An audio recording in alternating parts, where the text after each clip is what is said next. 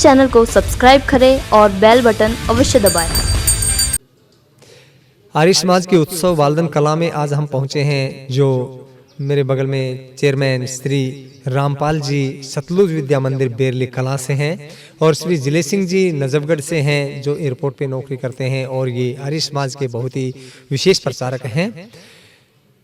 हम आर्य समाज के कार्यक्रम में आज बालदन कला में पहुंचे तो यहाँ पर बहुत से लोग यहाँ पर जो है ना इन बातों से लाभान्वित हुए और सभी ने अपना अपना विद्वानों ने वक्तव्य रखा। इसी विषय के ऊपर मैं भी कुछ स्वास्थ्य संबंधी बातें बता रहा था कि महर्षि वाग्भट जी ने एक वाक्य लिखा है अपने ग्रंथ में 3500 साल पहले, जो महर्षि चरक के शिष्य थे। उन्होंने कहा है, भोजनांति विषमवारी, भोजन के बाद पानी पीना जहर के जैसा काम करता है। अगर हम भोजन के तुरंत बाद पानी पीते हैं तो वो जहर के जैसा काम करेगा, वाग्भट जी अपने ग्रंथ में लिख रहे हैं। तो भोजन के तुरंत बाद हमें पानी नहीं पीना चाहिए। लेकिन फिर एक हमारी जिज्ञासा होती है कि भोजन के तुरंत बाद पानी नहीं पिए तो कितनी देर बाद पिए। तो इसमें महर्षि वाग्भट जी दूसरे सूत्र में लिखते हैं कि 1 घंटे कम से कम, बाकी 1.5 घंटे बाद आप पानी पिए तो ठीक से आपका भोजन पच पाएगा। अगर आपने तुरंत पानी पिया तो भोजन पचेगा नहीं, सड़ेगा, और सड़ेगा तो गैस बनेगी, और गैस बनेगी तो महर्षि वाग्भट जी सूची बनाते हैं 103 बीमारियां आपको पैदा होंगी। 103 बीमारियों के अंदर कंठ में जलन होना, कलेजे में जलन होना, सर में दर्द होना, बीपी बढ़ जाना, शुगर हो जाना और जोड़ों में दर्द होना, इस तरह की आखिरी में कैंसर तक का सफर आप कर सकते हैं। इसलिए बाद में पानी 1.5 घंटे के बाद पीना। इसी तरह फिर मनुष्य का एक प्रश्न करने की एक आदत होती है कि हम कितनी देर पहले पानी पिए। ये भी एक प्रश्न आता है कि पहले कितनी देर पिए। तो पहले भी तुरंत नहीं पी सकते। अगर आपने भोजन करना है तो 40 मिनट पहले आप पानी पिए। अगर आपने तुरंत पानी पिया, तुरंत भोजन कर लिया तो वो भोजन पचेगा नहीं, सड़ेगा, और सड़ेगा तो गैस बनेगी, और गैस से उसी तरह से 103 बीमारियां आपके शरीर में बनेंगी। इसलिए आपने तुरंत भी पानी नहीं पीना है। तो इसको महर्षि वाग्भट जी इस तरह से समझाते हैं। अगर जिस तरह से आप चूल्हे में कोई भोजन जैसे बनाते हैं, दाल बनाते हैं या कोई खिचड़ी आदि बनाते हैं, तो उसको अगर चूल्हे में आपने पानी डाल दिया तो पानी डालने के बाद में अग्नि है वो बुझ जाती है, बंद हो जाती है।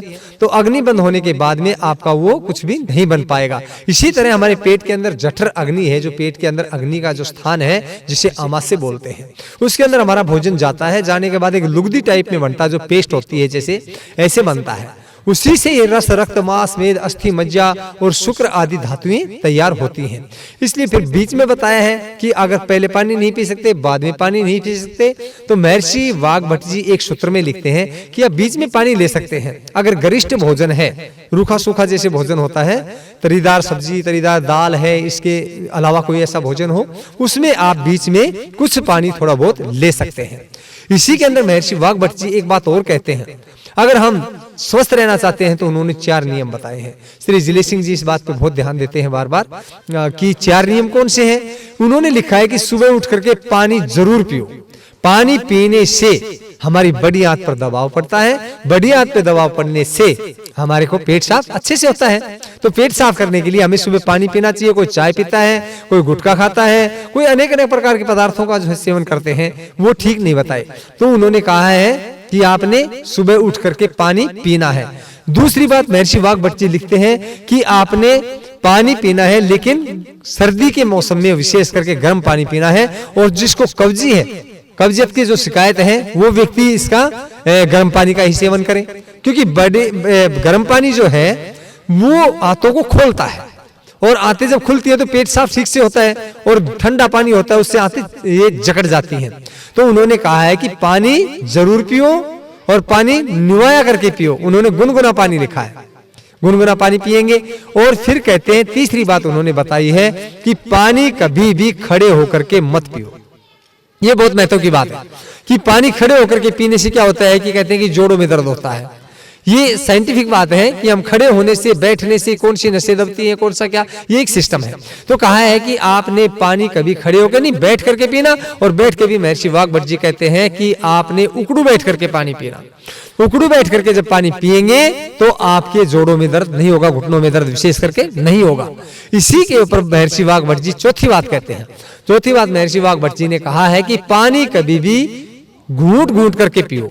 एक साथ गिलास उठाया, गटक गटक गटक करके पी गए, इस तरह से पीने से कहते हैं आपका हाजमा खराब होगा, तो आपका भोजन नहीं पचेगा, नहीं पचेगा तो सड़ेगा, सड़ेगा तो उसी तरह 103 बीमारियां बनेंगी। तो इसलिए आपने पानी घूंट घूंट करके पीना चाहिए। वहां पर चिड़िया का एक उदाहरण देकर के बताते हैं कि चिड़िया एक बूंद पानी उठाती है और उस बूंद पानी को उठा करके चबाती है और चबाने के बाद में फिर उस पानी को अंदर लेके जाती है। और भारत में ही कई स्टेट हैं ऐसे जिनके अंदर पानी, हम जैसे कहते हैं पानी पियो, और वहां पर कहते हैं पानी खाओ, उसका अपनी भाषा में बोलते हैं वो पानी खाओ। पानी खाने का मतलब पानी मुंह में लेने के बाद उसको चबाना है, चबाना है, चबाना है, और जैसे सारे मुंह में घुमा करके फिर अंदर ले जाएंगे। तो इसके बारे में महर्षि वाघभट्ट जी लिखते हैं कि पानी को मुंह में घुमाने से लार उसके साथ ज्यादा जाती है और लार बेशकीमती है। तो लार जो अंदर जाएगी तो उससे हमने क्या होगा, लाभ होगा कि हमारी पाचन क्रिया दुरुस्त होगी। इसी तरह से बताया है कि हमारा जो शरीर है ये रस और एंजाइम से ऐसे तरीके से बनाया है परमात्मा ने कि जो हम खाते हैं उसको किस टाइम ये ऑब्जर्व ज्यादा करता है।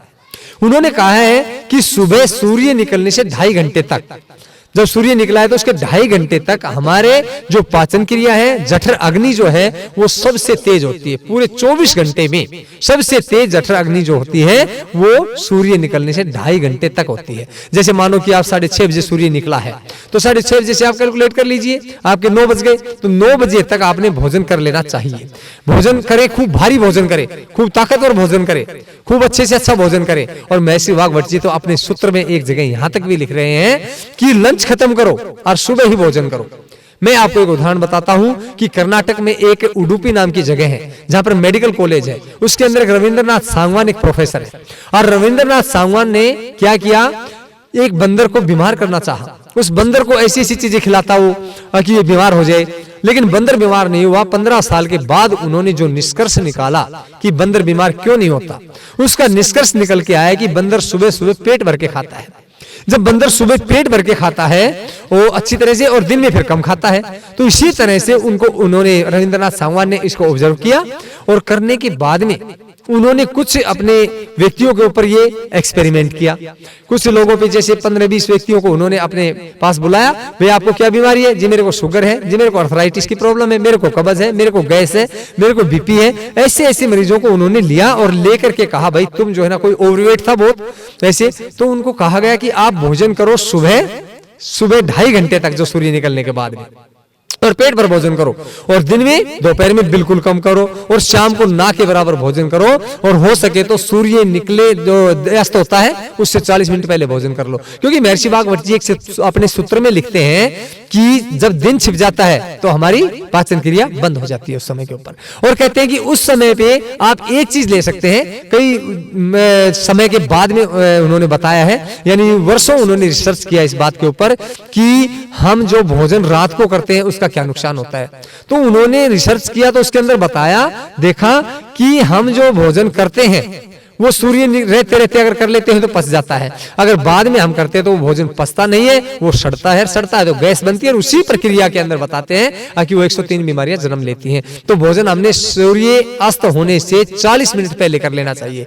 और एक जगह ये भी लिखते हैं, राजीव दीक्षित ने भी कहा है कि ये भानाबाजी चलाते हैं हम, जी मैं तो क्या करूं, मैं तो दुकान पे जाता हूं, मैं तो 10 बजे आता हूं, ये भानाबाजी नहीं चलता। बोला इसके अंदर आप एक काम कर लीजिए, अपनी दुकान के ऊपर अपना डब्बा मंगाइए, जैसे ही सूर्य छिपने अस्त होगा उससे पहले एक डब्बा मंगा लीजिए और सूर्यास्त होने से 40 मिनट पहले दुकान में बैठ करके आप भोजन कर लीजिए। ऐसा उन्होंने बताया है। तो रविंद्रनाथ सांगवान कहते हैं कि मैंने उन सभी को मरीज थे जो सभी कोई ओबिसिटी के थे, जैसे कोई अर्थराइटिस के थे, इस तरह के, उनको अपने अंदर अपने पास रख करके और कहा कि भाई तुम सुबह पेट भर भोजन करो। उन्होंने डाइट चार्ट बनाया और बना करके भाई सुबह आपने भोजन ये करना है, दोपहर को ये करना है, और शाम को जो रस और एंजाइम हमारे जो शरीर के अंदर हैं वो केवल दूध को पचा सकते हैं। महर्षि वाघभट्ट जी ने स्पष्ट कहा है कि कोई भी पदार्थ आप मुंह में लेंगे पेट में जाएगा, वो पचेगा नहीं, और पचाने के लिए पूरी ताकत इकट्ठी हो जाएगी। अगर गांव में शेर आ जाए, सारा गांव मारने के लिए उसको आ जाए, ताकत तो सारे गांव की लग गई, लेकिन शेर ना मरे तो क्या करेंगे? इसी तरह से ताकत तो शरीर की लग रही है,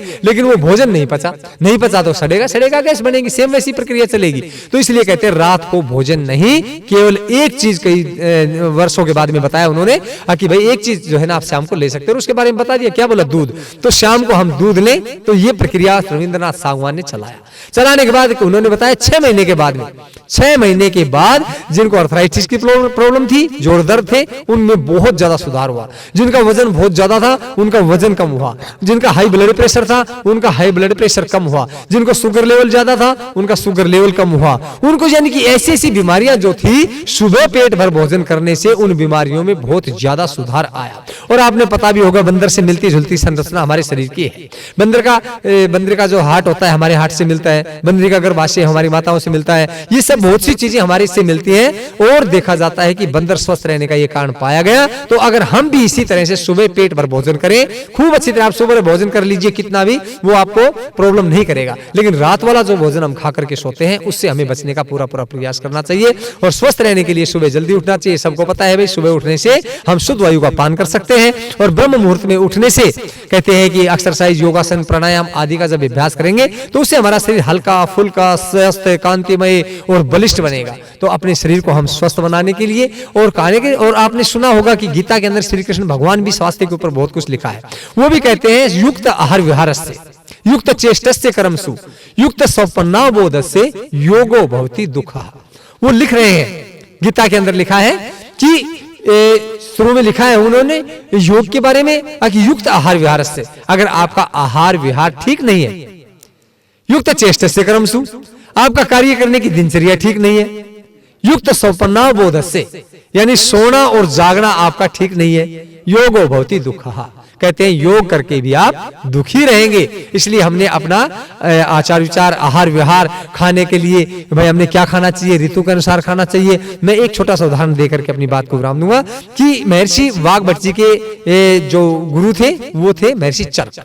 तो महर्षि चर्क ने क्या किया कि एक बार अपने शिष्यों की परीक्षा लेने के लिए एक जो आश्रम से रास्ता जाता था और उसमें घूमने के लिए ब्रह्मचारी जाया करते थे, तो महर्षि चर्क एक पेड़ के खखोडर में बैठ गए छुप करके। और वहां पर जब छुप करके बैठे तो वहां से जो ब्रह्मचारी गुजर रहे थे सुबह की प्रातःकाल की अमृत बेला में, तो महर्षि चर्क पक्षी की आवाज में बोलते हैं, कहते हैं कोय रुक कोय रुक कोय रुक। अब कोय रुक का मतलब क्या हुआ, सभी कहने लगे कोई पक्षी बोल रहा होगा चलो, लेकिन एक बुद्धिमान शिष्य था उनके अंदर जिनका नाम वाघभट्ट था।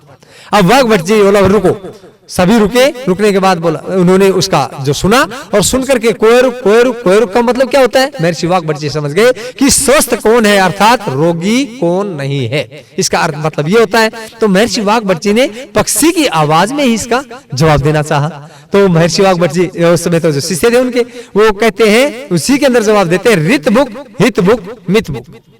अब उन्होंने कोय रुक कहा और इधर से रित बुक मित बुक हित बुक, उन्होंने पक्षी की आवाज में जो बोला, तो बोलने के बाद में जैसे ही इस बात का महर्षि चर्क समझ गए। तो इसका अर्थ क्या था, इसका मतलब क्या था, इन तीनों बातों का हित बुक, मित बुक और रित बुक। हित बुक का मतलब होता है हितकारी भोजन करो। हम जो भोजन करते हैं हमें पता है कि ये भोजन हमें नुकसान करेगा और फिर भी हम करते हैं। जैसे रात को दही खाते हैं, सुबह को दूध लेते हैं, दूध के साथ नमक मिर्च खाते हैं, विरुद्ध आहार करते हैं। तो उनमें ऋतु के अनुसार अगर करना है तो शाम को दूध लेना चाहिए, सुबह के दही लस्सी आदि लेना चाहिए। और वैसे महर्षि वाघभट्ट जी एक सूत्र में यहाँ लिखते हैं कि सुबह फल लो, जूस लो, आप ये चीजें ले सकते हैं, दोपहर दही लस्सी ले सकते हैं और रात को केवल दूध ले सकते हैं, ऐसा लिखते हैं। तो ऋतुमुख के मतलब होता है कि ऋतु के अनुसार भोजन करो, यानी शाम को क्या करना है, दोपहर क्या करना है और हमें सुबह क्या करना है। दूसरी बात क्या कहते हैं, मित भूख। मित भूख का मतलब होता है मित भूख का मतलब उचित मात्रा में, यानी ऐसा नहीं ठूस ठूस के भर लिया भाई पूरा यहाँ तक सांस भी नहीं आ रहा है, ऐसा नहीं, उचित मात्रा में भोजन हम करें, ज्यादा नहीं करें। तो उस भोजन को करने से आराम से हमारा पाचन क्रिया ठीक से पचा पाएगी। उसके बाद में ऋत भूख, मित भूख और हित भूख। और हित भूख में उन्होंने बता ही दिया कि हितकारी भोजन होना चाहिए। तो इस तरह का जो है हमारे ऋषियों का संदेश है, हमारे लिए एक आदेश है, इसके अनुसार हम चलेंगे तो हमारा शरीर स्वस्थ रहेगा। सर्वे भवन्तु सुखिनः, सर्वे सन्तु निरामया, सर्वे भद्राणि पश्यन्तु, मां कश्चित् दुःख भाग् भवेत्, मां कश्चित् दुःख भाग् भवेत्। इति ओम शम। मैं योग आचार्य योगेंद्र ब्रह्मचारी और नेचुरोपैथी, योगासन, प्राणायाम और आयुर्वेद, ये आश्रम अपना ततारपुर खालसा, धारूहेड़ा, रेवाड़ी, हरियाणा, भारत में स्थित है। वहाँ पर ये क्रिया चलती हैं, ये सारे नेचुरोपैथी आदि सभी कार्यक्रम होते हैं। तो ये अपना धारूहेड़ा रेवाड़ी जिले में पड़ता है और रेवाड़ी जिला हरियाणा में पड़ता है और हरियाणा अपने भारत देश में है। तो वहाँ से सब प्रक्रियाएं चलती हैं और आयुर्वेद का भी हम पूरी तरह से जो है ना ये कर रहे हैं। और आयुर्वेद में किसी तरह की कोई बीमारी होती है, किसी को नज़ला है, किसी को एलर्जी है, किसी को हाई बीपी है, किसी को थायराइड की प्रॉब्लम है, किसी को हाइट न बढ़ने की प्रॉब्लम है, किसी को एलर्जी जो त्वचा की भी होती है और नाक की जो एलर्जी होती है जिसको नज़ला बोल देते हैं, साइनस की प्रॉब्लम बोलते हैं, ये भी होते हैं। किसी को गेहूं की एलर्जी होती है, उसका भी पूरा समाधान यहाँ से होता है। दिल्ली, नोएडा, गुड़गांव आदि के लोग आते हैं, उनको हम ट्रीट करते हैं। तो इन चीज़ों का बहुत सी आयुर्वेद से जो हम बीमारियों का समाधान करते हैं वो भी आप आश्रम करतारपुर खालसा में धारूहेड़ा के पास में जिला रेवाड़ी में आप कर सकते हैं। और नंबर आपको स्क्रीन पे मिल जाएंगे, आप उससे बात कर सकते हैं नंबर से, और आप कोई समाधान पाना चाहें तो भी हो सकते हैं। श्री जिले सिंह जी, श्री रामपाल जी हमारे पास बैठे हुए हैं और श्री रामपाल जी का अपना विद्यालय है सतलुज विद्या मंदिर, उनके चेयरमैन हैं। और ये आर्य समाज के प्रचारक हमारे श्री रामपाल जी, क्या नाम है अपने जिले सिंह जी, हाँ बैठे हुए हैं। तो इन सबका बहुत बहुत धन्यवाद है। हम सारे कार्यक्रम में आज पहुंचे, हमें पहुंच करके बहुत अच्छा लगा, सब विद्वानों की बातें सुनी और अपनी बातें कही, ऐसा कर करके बहुत बढ़िया लगा। इति ओम शाम।